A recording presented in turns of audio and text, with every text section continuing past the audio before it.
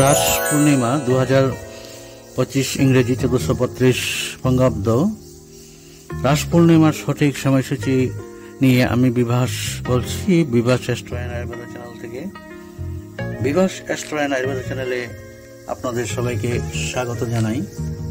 রাস পূর্ণিমা শুরু হবে 17 কার্তিক 1432 বঙ্গাব্দ, 4 নভেম্বর 2025 ইংরেজি মঙ্গলবার রাত্রি ঘটিকা 9টা 23 হতে 18 কার্তিক 1432 বঙ্গাব্দ 5 নভেম্বর 2025 ইংরেজি বুধবার রাত্রি ঘটিকা 7টা 8 মধ্যে রাস পূর্ণিমা সমাপ্ত হবে। আপনারা পূর্ণিমা উপবাস ও নিশি পালন করিবেন 18 কার্তিক 1432 বঙ্গাব্দ 5 নভেম্বর 2025 ইংরেজি বুধবার রাত্রি ঘটিকা 7টা 8 মধ্যে। ভিডিওটা এখানেই সমাপ্ত করছি। আপনারা সবাই ভালো থাকুন, সুন্দর থাকুন, সুস্থ থাকুন।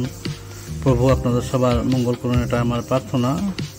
তার সাথে অনুরোধ রইল, ভিডিওটা ভালো হলে একটা লাইক করবেন এবং শেয়ার করবেন। শেয়ার করা অত্যন্ত জরুরি, সবার মঙ্গলের জন্য, সবার ভালোর জন্য। নমস্কার।